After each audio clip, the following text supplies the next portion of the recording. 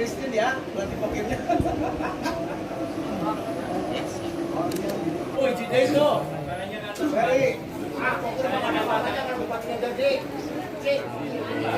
Hari ini kita turun terus ya. Hari ini di Dapil 4 ya. Distrik 4, Dapil 4 meliputi Cimanggu, Majenang, Wanarja, dan Luhur. Kita mengumpulkan relawan sekaligus ada seperti indeks singkat tentang strategi arah depan untuk memenangkan awal titik ya.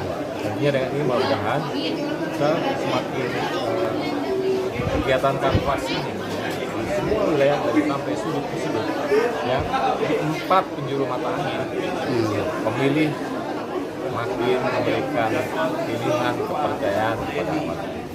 Lantas kinerja dari tim sendiri bagaimana Pak dari? Ya kan kita pantau terus ya, ya. Yang namanya tim orang banyak memang ada hal dinamika kecil-kecil ya. Makanya tadi kami harapkan kompakan, harmonis ya, saling menghargai dan semangat yang tinggi, saling koordinasi sehingga pekerjaan-pekerjaan, permasalahan-permasalahan merangkap tujuannya semua memenangkan awal tiga. Pak, setelah nanti duduk jadi Bupati Cilacap ini seandainya terpilih, Cilacap mau dibawa kemana Pak? Cilacap harus lebih maju dan semakin bercahaya. Cilacap yang bukan saja nasional tapi mendunia.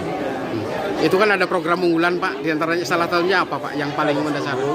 Program unggulan Desa Cita ya, mulai dari SDM sampai infrastruktur rinci ya, kalau saya jelaskan depannya, termasuk kemiskinan, pengangguran, stunting, kesehatan, pendidikan, peningkatan investasi, UMKM, pariwisata dan sebagainya, budaya pendidikan. Yang ini akan menjawab permasalahan yang ada selama ini Cilacap. Sehingga ujung-ujungnya Cilacap akan makin maju, makin bercahaya, makin sejahtera tentunya masyarakat. Oke, terima kasih. Kaum perempuan ini Cilacap nih, kalau kita bicara perempuan khususnya di Kabupaten Cilacap ini mantep luar biasa, semangatnya tinggi. Saya sering sekali berdiskusi juga dengan banyak perempuan, banyak Gen Z juga, anak-anak mahasiswa, karena mereka tuh ternyata contoh misalnya mahasiswa itu butuh pasangan calon yang mau ngayomi dan ngopeni.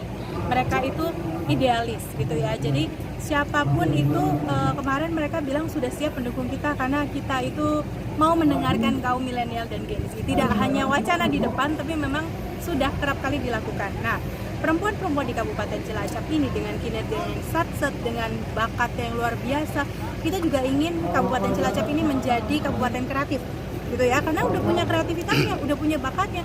Hanya perlu Kabupaten Cilacap dikokohkan sebagai kabupaten kreatif dengan nanti banyak program-program yang sudah saya rencanakan bersama dengan Pak Awal dan Ibu juga. Dan itu diharapkan bisa membawa perempuan-perempuan di Kabupaten Cilacap menjadi lebih semangat, menjadi lebih semakin kreatif lagi karena kreativitasnya ada wadahnya, gitu ya. Lalu untuk perempuan dan anak-anak di Kabupaten Cilacap lebih tenang hidupnya karena pendidikan gratis, PBB gratis, kesehatan gratis. Kalaupun tidak, apapun itu masalahnya dengan diskusi nanti insya Allah bisa satset dikerjakan gitu ya. Lalu dengan adanya pendidikan dan kesehatan gratis, ibu-ibu ini kan pasti lebih tenang. Oke, dilihat dari background Anda sebagai seniman, artis, ini sudah banyak diketahui oleh semua kalangan masyarakat. Lantas dari bidang seni sendiri Cilacap bagaimana Bu? Kedepannya agar maju dan punya wadah? Nah itu dia, Cilacap harus menjadi kabupaten kreatif.